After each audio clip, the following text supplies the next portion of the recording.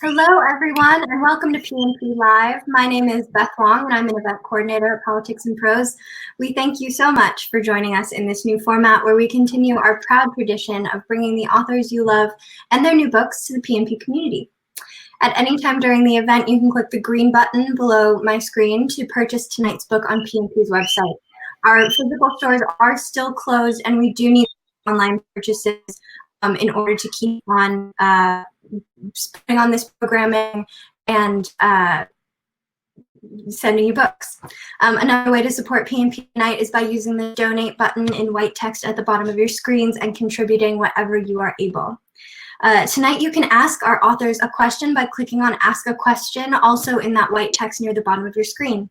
In that box that pops up, you can read other people's questions and even vote for the ones you'd like to hear answered the most. We really thank you for being here tonight.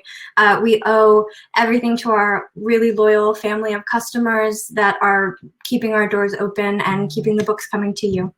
On the event for tonight, while baseball, as we've known it, is currently on pause, fans of America's pastime have some really great books to turn to in order to get their fix. Tonight, I'm so happy to bring you two novels that play with the game and its fans by Christopher Beha and Emily Nemens. Christopher Beha is editor of Harper's Magazine, and in addition to The Index of Self-Destructive Acts, the novel he'll discuss tonight, he's the author of two previous novels, What Happened to Sophie Wilder and Arts and Entertainment, as well as his memoir, The Whole 5 Feet. Emily Nemens is the editor of Paris Review, and The Cactus League is her debut novel. Welcome, Chris and Emily. Thank you. Thank you for having us. All right. All you guys. Oops. All right. Chris, she introduced you first. Do you want to read? Okay. Yeah. I guess first, thank you everyone for joining us tonight. I know this is a hard time. It's been a really tough couple of months and a particularly tough week. It feels a little bit funny to even be talking about baseball books. But on the other hand, Chris and I both wrote baseball books, and we love this bookstore. I think I speak for both of us that we're happy to be here and supporting Politics and Prose. Yes, and I'm going to say just like one more thing on that front, which is just that I personally tend not, when events like this, meaning the murder of George Floyd, happen, to post a lot on social media about them or to write publicly about them, mostly because I don't feel like I actually have that much to add to the conversation. And I feel that mostly my job is to try to listen to the people who are, who actually experience this stuff every day. And I think that white males of a certain age in particular could probably stand to do more listening and not assume that their opinions need to be out in the world on everything. So it's just generally my practice not to say much about these things. But then there are obviously times where silence reads as indifference, and particularly going ahead and doing an event like this about your own book at a time where you aren't expressing outrage. And anyway, I feel outrage. I don't want to speak for anyone else, but I'm sure a lot of you do too. And I think we can hold on to that and still have an event like this. I also happen to feel very strongly that art is not a luxury, that it's an essential for life.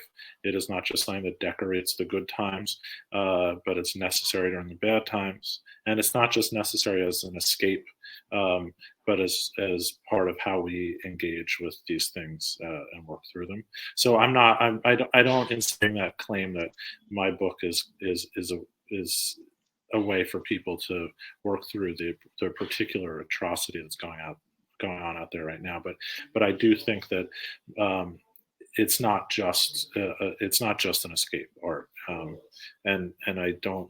There is a tendency to be a little apologetic about going about stuff like this at these moments. But there is a part of me that really does feel like these things continue to be an important part of our lives. So anyway, That's well said. Yeah. Thank you. Thank you, Chris. I'm going to read briefly from my book.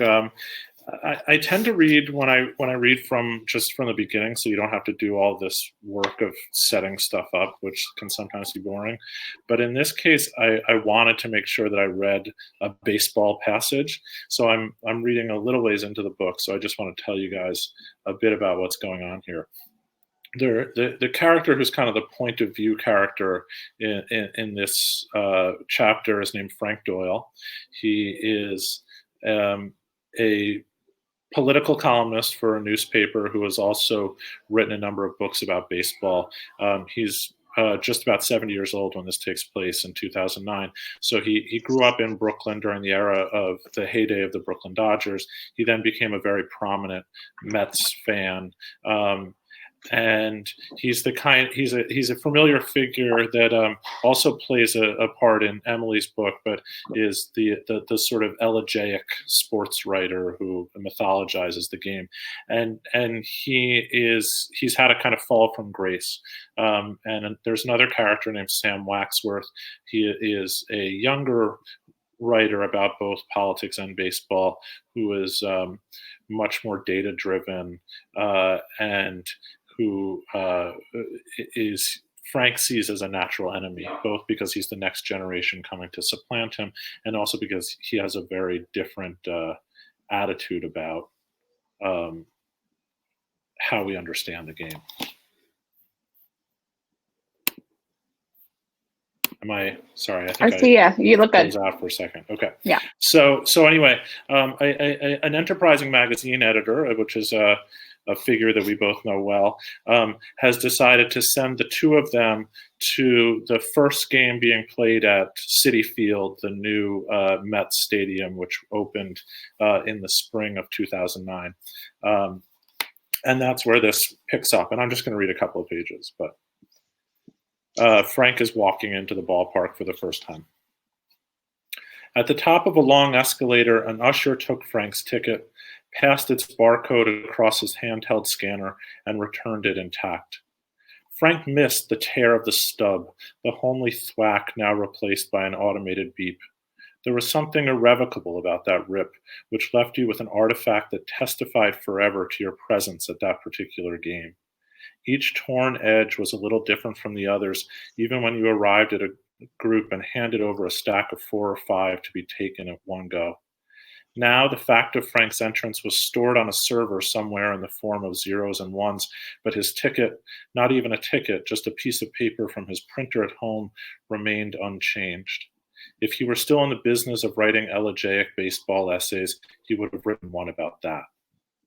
He bought a program and a beer before stepping through another entrance, this time entering into the open air of the park along the first base line. He loved taking the measure of a ballpark for the first time, because everyone was different, not just the seating and the concession stands, but the very dimensions of the field. Of all the unfortunate ideas that the geeks had brought to the game, the worst might have been the notion that you could compare a hitter who played his home games in front of the short porch and right at Yankee Stadium and another who played in the shadow of Fenway's green monster and left by applying some mathematical formula that adjusted for park effects. Hey, Chris, I'm so sorry to interrupt. Yeah. We lost your video. Are you able to toggle it back up? Absolutely. You might need to refresh your page. I apologize. Yeah, that's okay.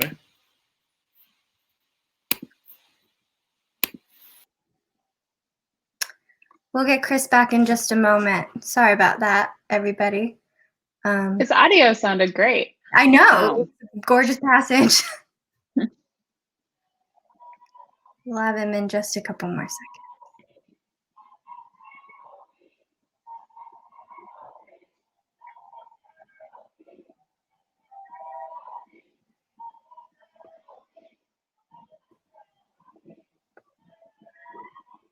I'll come up too, Emily, so you don't have to be alone on screen.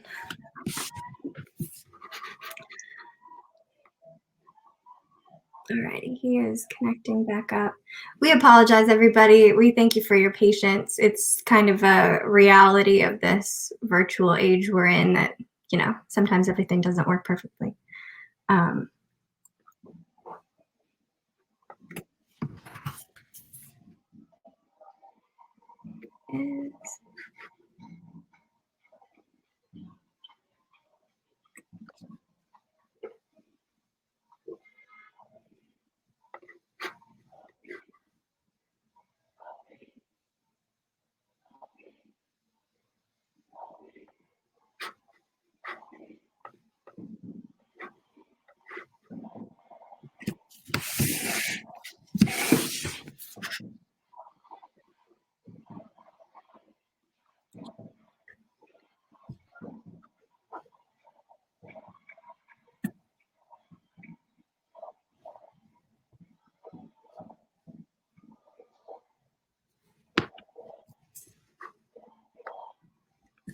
Sorry again, guys.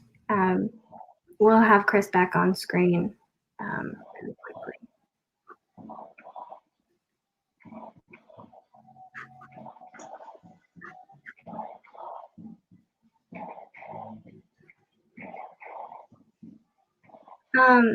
Emily, is there any way you might want to read your passage? Oh, I'm happy to. Yeah, Cool. that sounds like a great solution. I do want to get back to Chris's passage because Definitely. it's funny, of all things, we both wrote about the opening of a baseball stadium. In the case of the Cactus League, the inciting incident of the book is the opening of a new spring training stadium at sort of peak recession. Oh, here he is. Hi. Hi. Sorry. Back to you. Yeah. We were doing great for like a half hour when it was just the three of us. But I know. anyway, I'm actually not exactly sure where I was when it froze up, but I'll just begin anywhere. It was you had just he was ruminating on the paper ticket. Okay. You just finished that paragraph. Okay. He bought a program and a beer before stepping through another entrance, this time entering into the open air of the park along the first base line. He loved taking the measure of a ballpark for the first time because everyone was different, not just the seating and the concession stands, but the very dimensions of the field. Of all the unfortunate ideas that the geeks had brought to the game, the worst might have been the notion that you could compare a hitter who played his home games in front of the short porch and right at Yankee Stadium and another who played in the shadow of Fenway's green monster and left by applying some mathematical formula that adjusted for park effects. Like so many statistical innovations, this struck Frank as an effort to neutralize reality, sand away all the glorious particularities of life, the things that could not be captured on a spreadsheet, that could be understood only by telling stories about them. I'll just leave it there so we can get on to Emily's reading. Remember when Citi Field opened, and I was just saying how uncanny it is that we've both read about the openings of new stadiums. So Salt River Fields is sort of on the edge, the eastern edge of Scottsdale, which is on the eastern edge of Phoenix Metro. And that's the inciting incident of this book, which is organized in chapters. There's 9 of them. You could call them innings without much of a stretch. Like Chris, I often read from the beginning of the book, but because we missed baseball, I wanted to read a few pitches, as it were, so we can have a little bit of baseball. So this is literally right in the middle of the book, chapter 5. It's called Cut Meeting. A bright afternoon, blue sky, a sharp diamond of sun. Greg Carver is standing on the rubber, and a man, the catcher, is jogging out to the mound. He knows this guy, this fireplug of a ball player with the long scar on his cheek, the flat nose of a boxer, a nickel gap between his front teeth. He knows him, and his name is, the pitcher tries the A's, then the B's, running down the alphabet, Casey Dave Elliott, as the man approaches, lumbering under his gear. J, Jimmy. Jimmy's wearing a Lions uniform, as is Greg. I should mention I made up a baseball team, the Los Angeles Lions. That part's not real life. Jimmy's wearing a Lions uniform, as is Greg. White with black pinstripes, gold Los Angeles across the chest. This is surprising. The last time they played together, they were both stallions. Black and gold too, but a different creature with hooves. A different place, Salt Lake. No red mountains rimming the horizon. What's up, Jimmy? Greg glances over his shoulder to the left field scoreboard. It says that the Lions are winning over the Padres 5-2. It says it's the 6th, that they have one out. He sees a runner on second, the man's hands on his hips. Greg turns back to Jimmy, who's staring at him. You okay, Carve? Jimmy asks. His gold catcher's mask is pushed high on his forehead, a halo. Why wouldn't I be okay? Greg rubs the ball hard with his thumb, trying to ignore the sensation in his elbow. It's coming back quickly, the pain a drumbeat that keeps hurrying up. You seem a little spacey. I'm fine. What did Coach Stu say? Greg has no recollection of a visit from Coach Stu. No idea who that is or what he said. Nothing much. The wing? Jimmy glances at the cut, the pale skin and red seam, the scarred over eyelets of the stitches. 26. One for every year, the doctor had said, like it was a good thing to be reminded of his station, that he'd be 27 before he threw again. All winter, Greg had worn his sleeve long to keep from seeing it, but this afternoon is too hot for anything more than the jersey. It's fine. He flaps his elbow to indicate as much. The pain had been small, rounded and soft, and smushed to fit into the palm of his hand, but that up and down sends it spinning into larger shape, all sharp angles. The catcher's eyes jump to the arm and back. In Greg's mind, the scar is glowing. The scar is leering. The scar is 6'2", brown-haired and blue-eyed, a minor league pitcher trying to make the team. Think you can finish out the inning? I'm getting it over the plate, aren't I? The scar talks. The scar listens. The scar answers to the name of Greg. The catcher studies the pitcher's face. What did he see from behind the plate? What does he see from a foot away?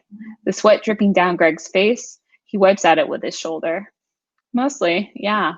It's been 6 innings. Well, 5 1/3, but yeah. So, Jimmy's face bursts into a wide, crooked smile. That gap again. You got this. He smacks Greg on the butt, trots a few paces, and turns back. Oh, he says, putting the web of his glove over his mouth. This guy hit 30 homers last year, so keep it in. As Jimmy returns to the plate, Greg Carver looks around. The sunny afternoon, the impressive, unfamiliar stadium. The seats of the lower deck are mostly filled with gold-shirted fans. The red mountains he recognizes from Arizona springs past. This is Lions spring training.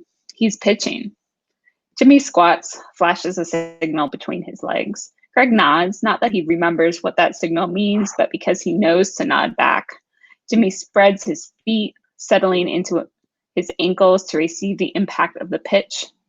That, he recognizes, his best friend's posture when he's expecting a breaking curve.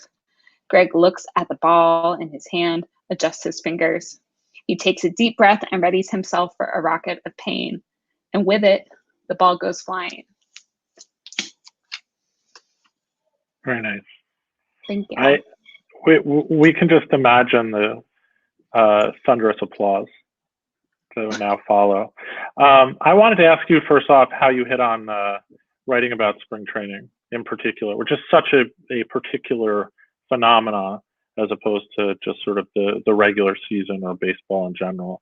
And then you realize once you're reading it, there's so much there. There's so much richness to it. Right. I mean, why hasn't everyone written about spring training? That's what I want to know. This is, yeah. So many baseball narratives are pinned to the end of the season, the end of the game, the final score. Probably most famously Pafko at the wall, but the hit heard around the world. The idea that the inciting incident is the 9th inning, and the narrative arc is built into the course of the game. Of course, I did build the narrative arc across 9 innings, so in that way it is the course of the game. But I wanted to remove the construct and the expectation that the final score would be the narrative engine. And so like on the most basic level, I was like, how can I turn this upside down? And writing about the start of the season made sense. on the other hand, it was also just an emotional decision. I've been going to spring training for decades. Since I was a little girl, my dad and I would go for a long weekend, and it's just a fascinating place. I mean, 1 million people show up and watch practice baseball, and like the cultural phenomenon of that was really interesting. So those were the two sort of forces for me. But I thought it was interesting because you wrote about the very start, that first game from which you read, Yeah. and then the World Series, and the whole season sort of happens. Yeah, I had a very an early sense in this novel that it would be structure over the course of this baseball season, and and in fact, the chapter that I was just reading from, which is now several chapters in, when I first sort of conceived of the book, that was going to be the beginning of the book, and I was very much thinking about DeLillo and Pafko at the Wall, which, for those who don't know, is a standalone sort of novella, actually published in Harper's, that set at this one famous Giants Dodgers one game playoff at the end of a tied regular season in 1951. But then it became the first section of Underworld, DeLillo's big sort of half-century spanning novel. So the idea of opening at a baseball game had a lot of appeal to me because I loved that novel so much, and I thought it would create a nice arc for it. And then, one of the things that, as you know, as a writer, you get these kind of architectural ideas, and at a certain point, you have to know when to give up on them. There was all this work that I needed to do to explain who these people were and how they wound up at this game, and I was trying to fold it all in these very inelegant ways, and eventually I settled on just giving up on this conceit. So the book actually begins a few weeks before the beginning of the season with Sam Waxworth's arrival to New York, but that is sort of how it's constructed around the length of this baseball season. Did you, in that process, because really very little of the season in between exists, was that a deliberate omission to not write the regular season? Yeah, I did have the idea of having them these. So there's a lot of characters. Some of them are not particularly baseball fans, and there are large stretches that don't really have baseball in them. But I did have this idea of every time these two characters encounter each other, sometimes it's sitting down in front of the TV watching the game, but they sort of check in as they go. And then Frank is one of these people who I write towards the end of the book, who, as a Mets fan, at any given point during the season, any year, you could say to him, what place are they in? How many games out are they? Who are they playing tomorrow? Who's pitching? And he would be able to answer all those questions. But he starts to lose the thread of all of that, which is actually his mental decline is sort of like part of the story. So that the fact that he doesn't stay on top of the game the whole time is kind of thematically relevant. Right. Another thing about Frank, which to bring this back to one line you have early in your book is that baseball is like life; it always changes. But for a lot of people, and Frank is this sort of person, the ideal of baseball is that it doesn't change, and that's one of the things.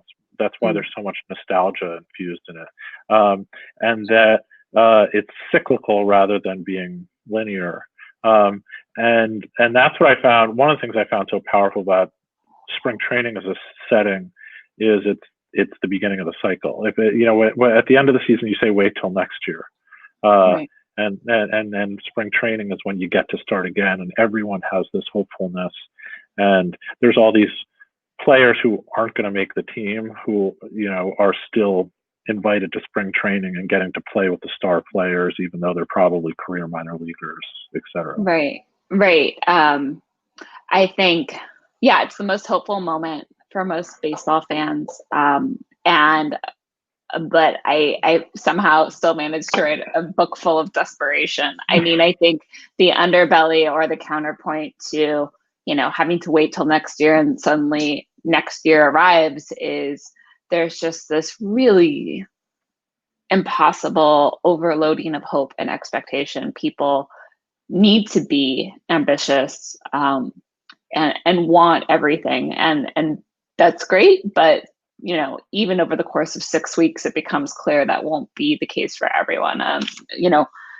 Chris mentioned it, but for folks who aren't really aware of the structure, somewhere between 60 and very occasionally 100 people are invited out to make a 25, now 26, if there ever is baseball this year, but a 26 roster seat roster, and so those aren't great odds. That's 1 in 3, and the major league minimum and what your quality of life looks like in terms of at least economic stability as a major leaguer versus a minor leaguer is just night and day, and so it's this sort of it's both the hopes and dreams and athletic performance, but it's also a very pragmatic and economic situation for these athletes. And then I did want to think about the upstairs downstairs, and I think you did this too in terms of talking about class in our books, understanding where even if we are, for me, talking about the economic structure of the team and guys trying to make the team and signing bonuses, and the team's major investment is this athlete named Jason Goodyear. They've got a, let's see, 1, 2, 3, 4, 5, 6, 9-figure contract for the guy, and he needs to perform. But if that becomes a bad investment, what's the ripple effect, and how does it impact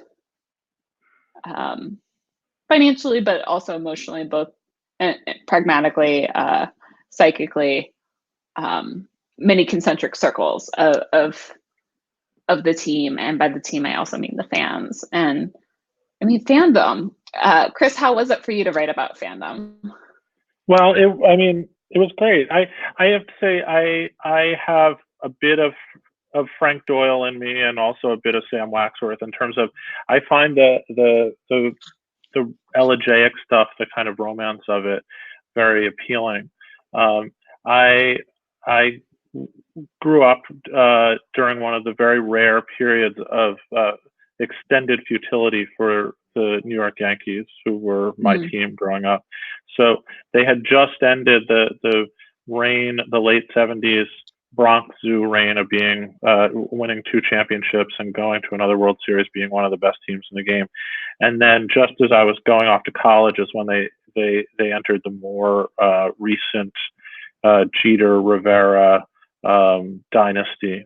And in between, they were a bad team for most of 20 years, and were even a somewhat like star-crossed team. They had a #1 pick who proceeded to was a pitcher, a can't-miss pitching prospect who proceeded to tear his rotator cuff in a bar fight and never pitched a game. The one year that they were a good playoff level team, there was the '94 lockout that ended the season, and there were no playoffs. So in that thing that people associate with like Cleveland sports fans or something like that, they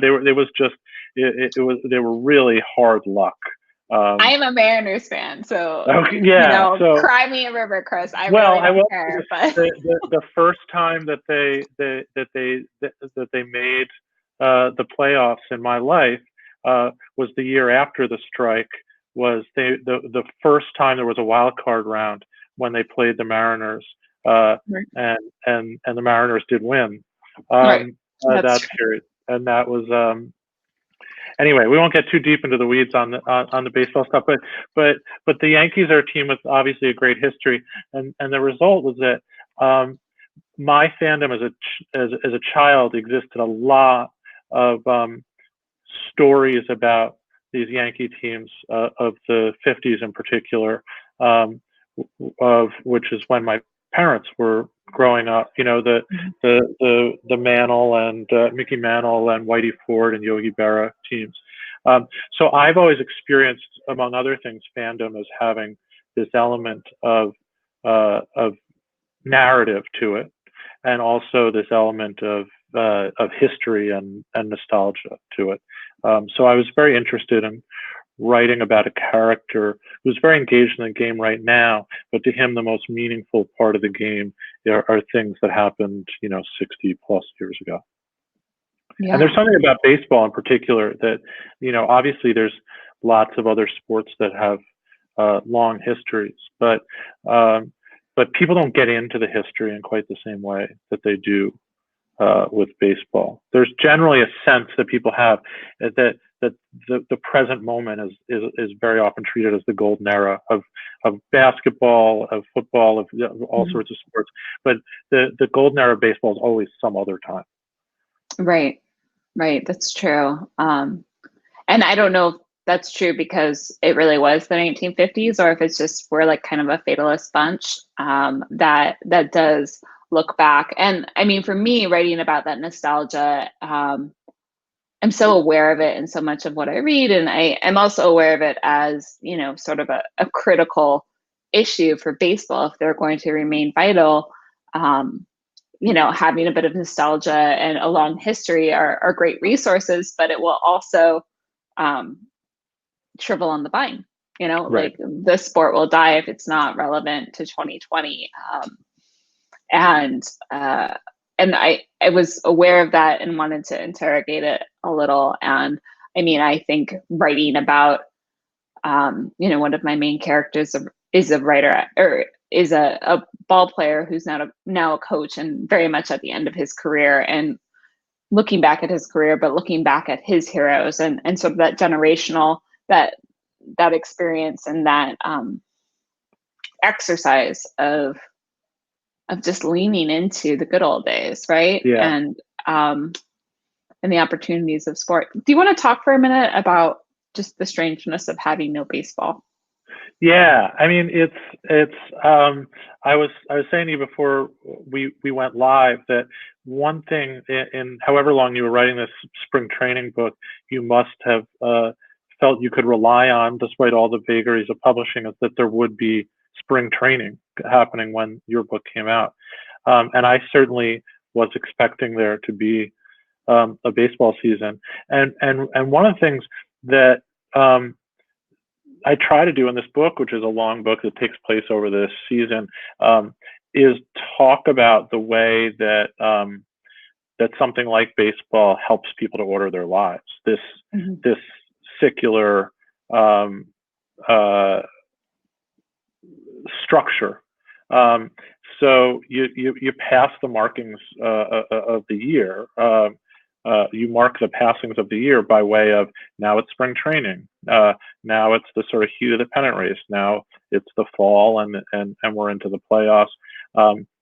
And I think, I mean, for some people it's baseball, for other people it's other things. But I think it's certainly one of the things that has contributed to this strange feeling of stasis that I think we all have while we're in lockdown.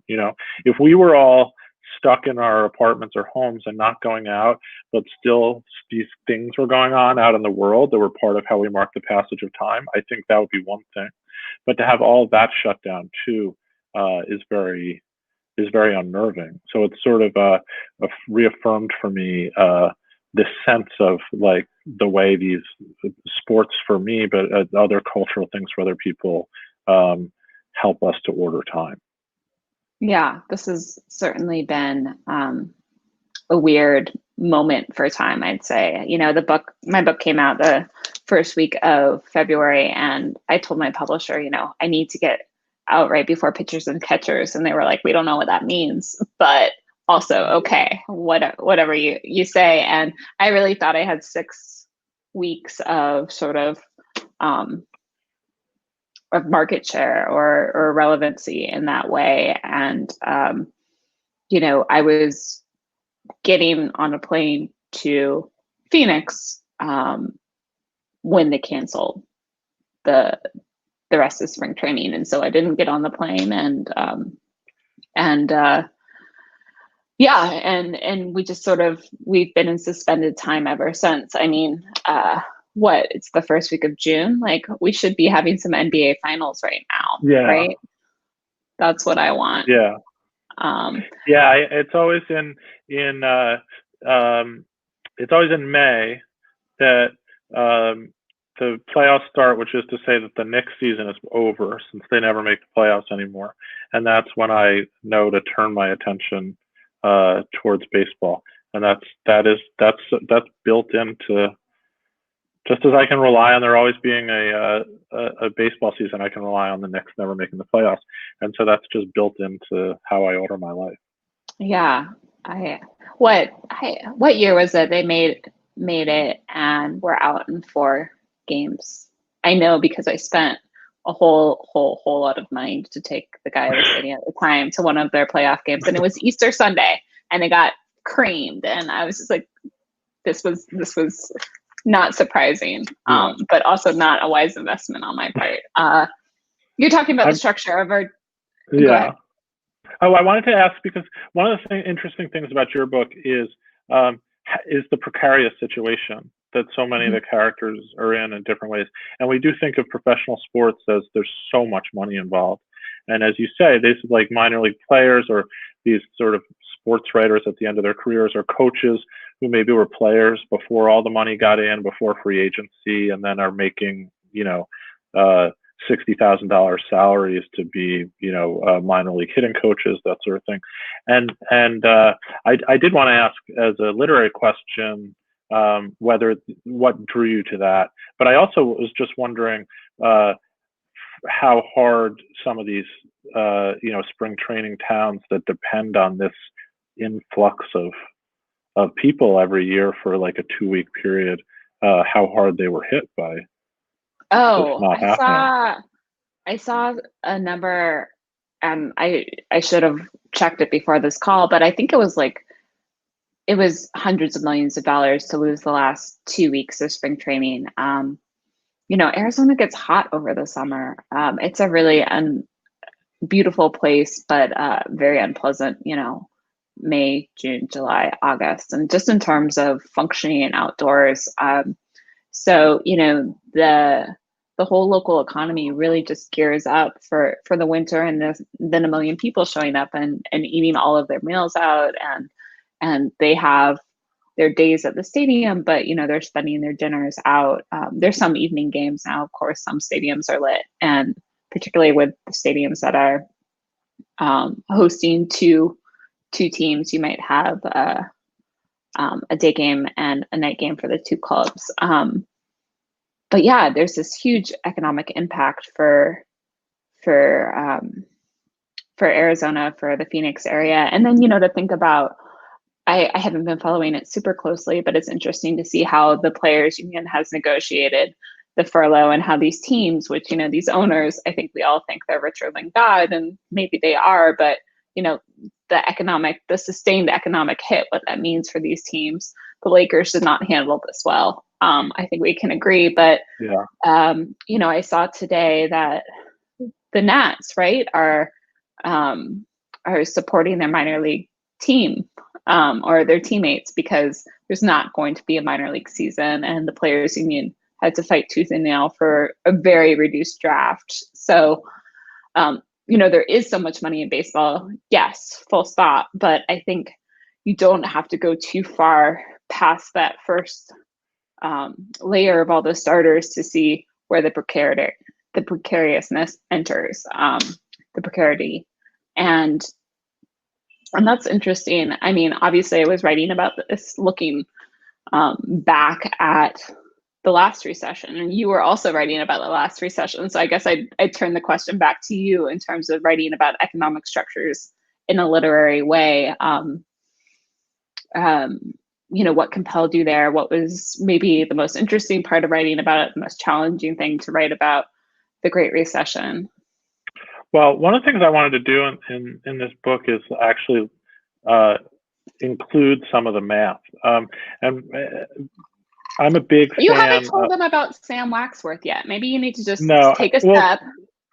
Okay, so Sam Waxworth is a data journalist who comes to New York from Madison, Wisconsin, after he has correctly predicted the outcome to the 2008 election. All of the states, the electoral college count, but also every congressional election and gubernatorial election. So he becomes a sort of kind of B-list media star after having done all this on his blog that he was, working on out of his basement in Madison. And he gets a job to come to New York to work for this magazine, The Interviewer. And that's the kind of inciting incident of the book. But he gets enmeshed in Frank Doyle's family after writing this profile of him that I mentioned before. At the time that their family is kind of falling apart, and they're falling apart in many different ways. But one of them has to do with Frank's wife's handlings of their financial situation. She had run a family-owned investment bank that got bought by one of the big banks, and then that bank then collapses in the 2008 recession, and all of the value of she was paid for, her career's worth of work in stock of this bank that then collapses and gets zeroed out. So they are a very affluent family, and used to being very affluent, who are now going through serious financial struggles. But what I was going to say, I love 19th century realist novels. I love George Eliot. Sure, yeah. I really like Balzac. When one of the things that Balzac does is he really, in a way that can sometimes be a little tedious, but he doesn't just tell you he was struggling with money. He tells you exactly all of the characters' income, where it comes in from different sources, and exactly how much he spends on his rent, exactly how much he spends at inventory. Yeah, totally. And Dostoevsky does it too, when he's got these characters gambling away all their money. It's all. So anyway, one of the things that I was interested in doing, and I think that sometimes contemporary novels shy away from that for various reasons, but one of them is it just feels unliterary to people, which is just, to me, wrong. You can't say that something that George Eliot and Balzac and Dostoevsky did is unliterary. So I wanted to see if I could do it. So there is, you actually get all of the numbers on Kit's finances and what they spend the money on, what they have that has value and what doesn't, and how it all happened. And that was, to me, just sort of an interesting challenge to see if you could get that into a book that is also a book about quantification in a lot of ways, because it has this Sam Waxworth character who's a kind of numbers guy versus Frank, who's more sort of romantic. If I could make that work in this context. Oh, I think you absolutely do. And it's so smart to bookend it with this 19th century tradition and this very contemporary quants. Do you believe in quants? Like, is this a thing? Do you follow? Yeah, I mean, I believe in them. Moneyball? Like, do they exist? Okay. Yeah, They yeah. exist. But like, are you a numbers guy? Is that how you break down your teams? Well, that's what I was going to say. It wouldn't have been interesting to me if I was just a sort of like Frank Doyle style romanticist, and then it was just going to be about the wrong-headedness of the Sam Waxworth types. I find both views very appealing. Right. And I do think that there is a lot to be said for quantification. Frank is also the kind of sort of political newspaper columnist who's always making predictions that are never come true, and he never is held to account for them. The kind of guy who goes on the Sunday morning shows and says, there's going to be a, regime change in China in the next 6 months, and then 8 months later, it's never happened. So I'm all for introducing a little bit of precision in those areas, and the fact that that those are in tension in my own mind is part of what made it interesting to me. Chris, I could talk about structure for like another hour and a half, but it is 7:45, and I know we wanted to leave a little room for questions. Do you have anything, any other burning things you want to talk about before we open the floor? Well, I did want to ask you how you arrived at your structure, which is, structured on these 9 innings, but there's also these kind of interstitial stories or introductions to the stories with this other character, and it's one of these sort of amorphous, it's a linked stories or novel, or so I would kick that back to you.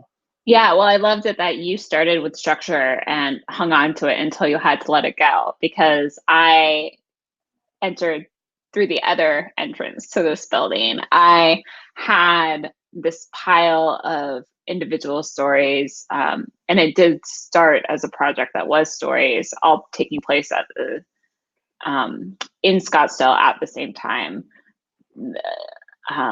They all were playing on the Los Angeles Lions, and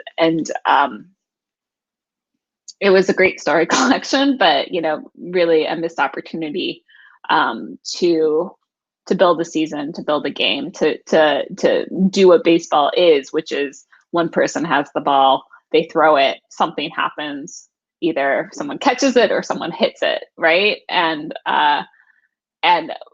thinking about the action of baseball and making that that inspired just this monument. I don't know, I wouldn't even call it a revision, I would call it a rewrite at that point, to really break the spine of this book, understand how all of these athletes and people related to the Los Angeles Lions could build a world together and watch it fall apart, essentially. And Jason Goodyear had always been there, but at that moment I said, I have my star. I mean, literally, he's the star of the team.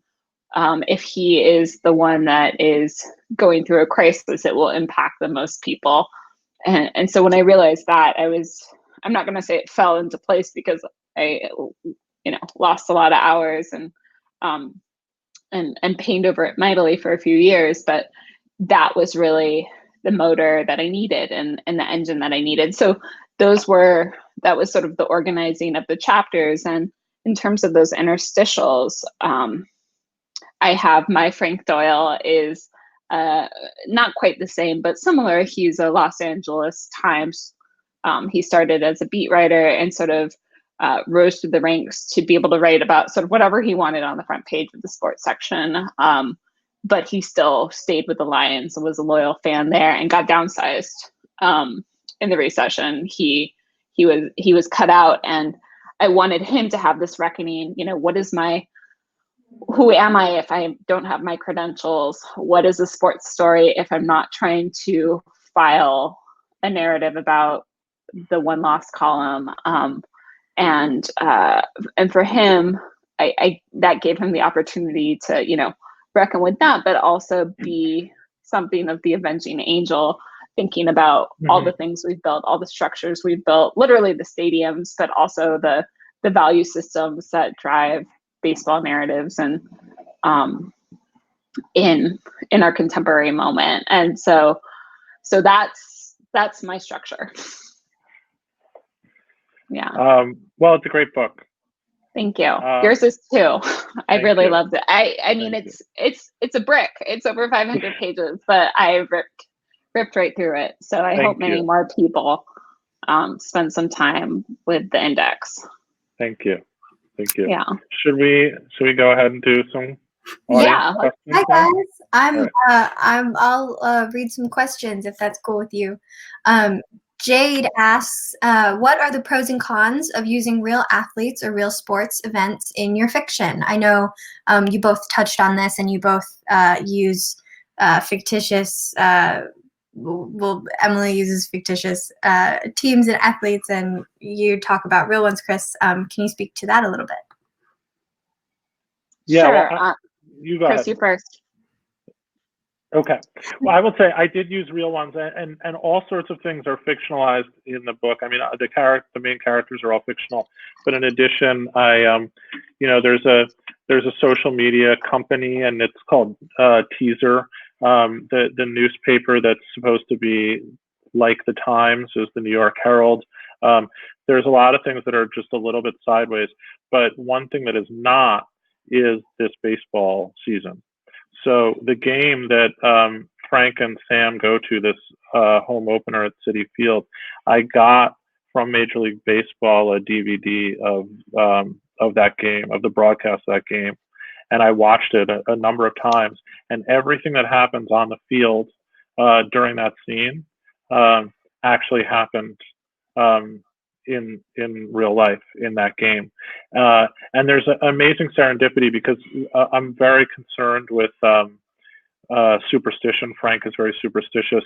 And halfway through the game, in the first game, a cat went out on the field. And this is a thing that happens sometimes in baseball where like something's in the clubhouse and it gets out and whatever.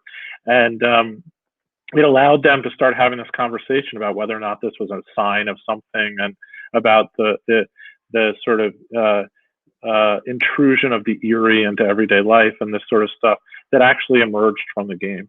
And similarly, my title comes from a statistic from Bill James. The index of self-destructive acts adds up all the things that a pitcher does to beat themselves, basically independent of batters. And one of them is a balk, which are very, very rare in baseball, and very, very rarely impact the outcome of a game, even when they do happen. And this game was essentially lost on a balk. And again, that really happened. And then it gave me a way into this conversation. So for me, sticking to what actually happened actually wound up having some great serendipity to it. I inverted that entirely. I made up, like I said, the Los Angeles Lions, and at one point I had the whole 40-man roster plus wives and girlfriends in terms of this fictional universe. And I made that decision early because I wanted to both build a backstory for this team and not be encumbered by one. I think if I picked any major league team, they would be readers like Chris who are like, man, 1994, that was the last time we were good. And I didn't want to get that wrong or feel obligated to a franchise history. So that was a pretty clear decision for me. But I couldn't let go of baseball entirely in terms of athletes and the history of them. But I was very discreet and deliberate about using them sort of in a signposting way, like Jason has a potential to get a shoe contract, and it would be the first one since Griffey. And I think for people to equate this fictional athlete with Ken Griffey Jr., people will know what that means. There's a dog named Kirby Puckett, which is a little bit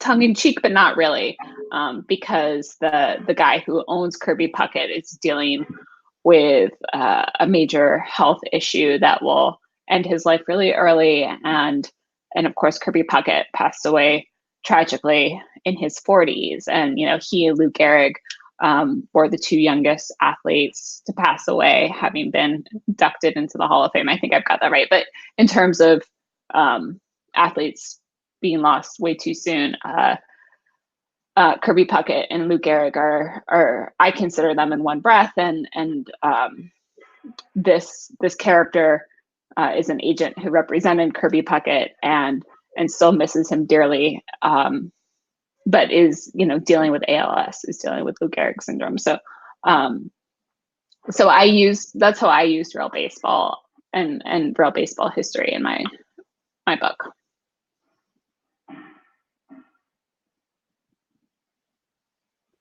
Sorry about that. Any other points? Yeah.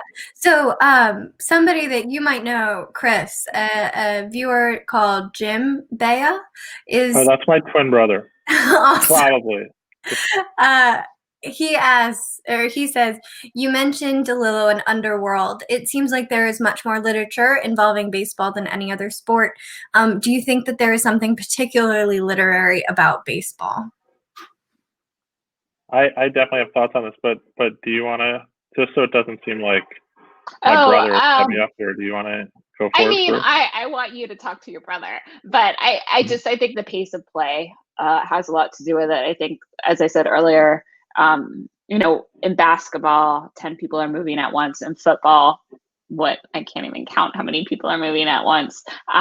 But in baseball, of course, fielders are adjusting to the pitcher and to the batted ball, but there's just the pace of the narrative, I think, syncs up with novelistic writing. But that's my hot take. What do you think?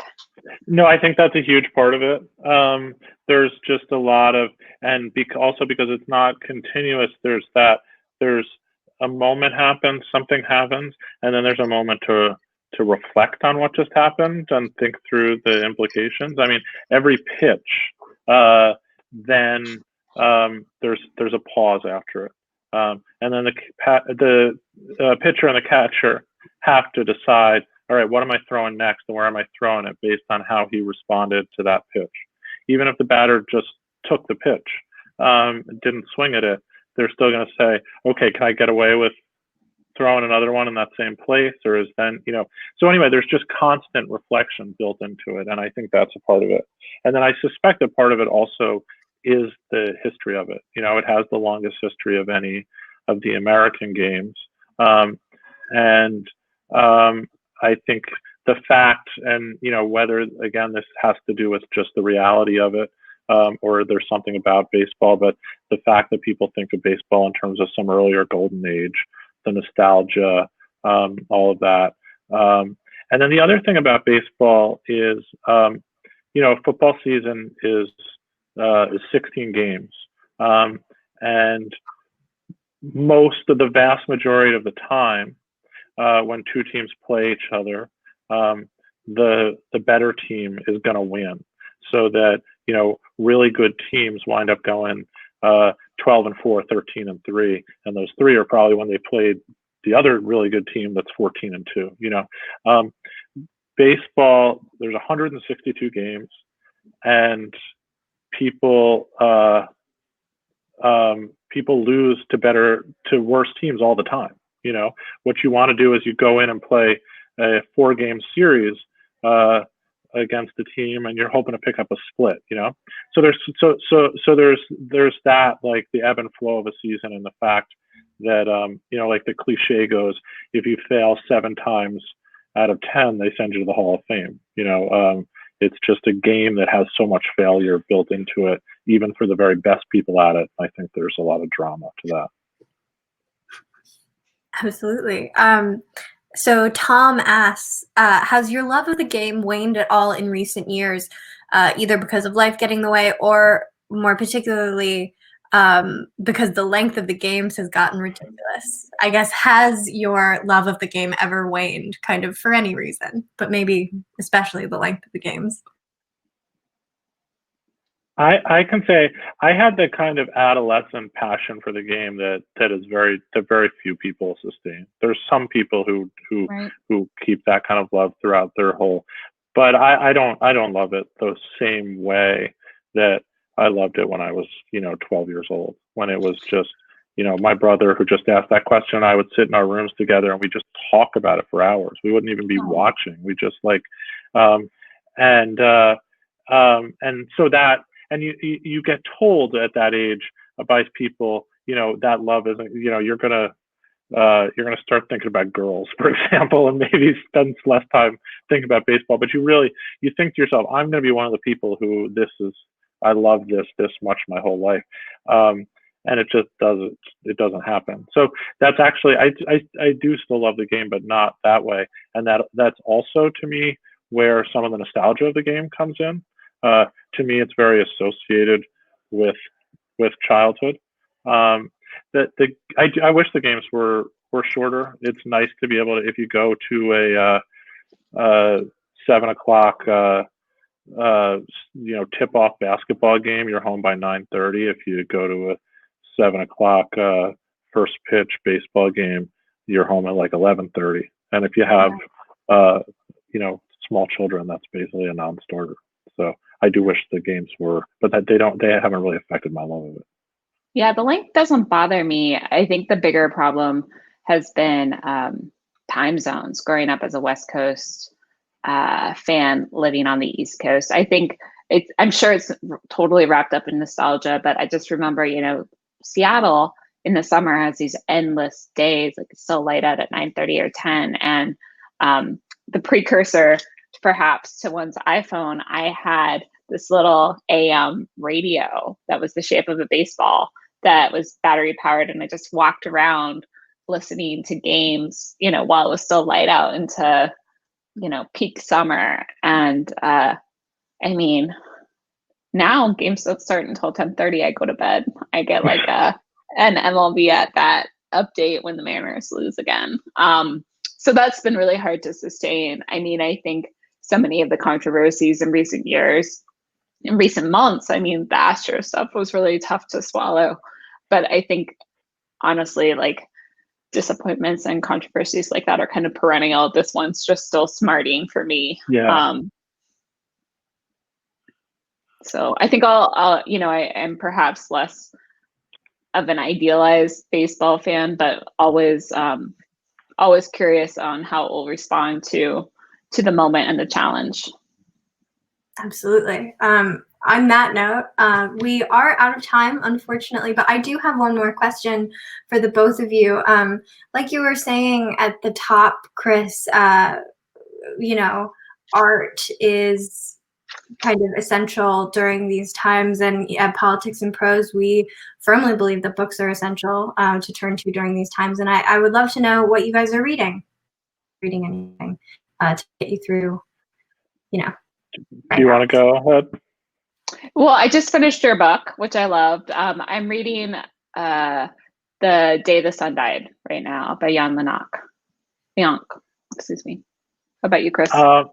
Well, I just finished yours, and I can be honest here and also earn some points because I am reading for probably the 5th or 6th time, and it is still holding up very well, my wife's novel, which is called Who is Maud Dixon, and which will be published next spring.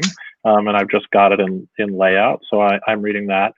And the other thing, what I will be reading after I finish that, is a William Gaddis novel called J.R., which is a longtime favorite of mine that is getting reissued by New York Review Books, and which I'm going to be writing something about. So I'm really looking forward to that. Great. I just reread The Recognitions, which is, you said mine is a brick.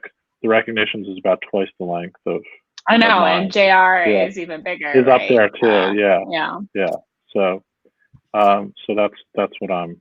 Awesome. What I'm reading. Well, thank you both so much. We thank you guys, and we thank the audience for joining us here tonight. Your patronage is what's letting us bring you programming like this, and we really won't be able to host these events without the book sales to support them.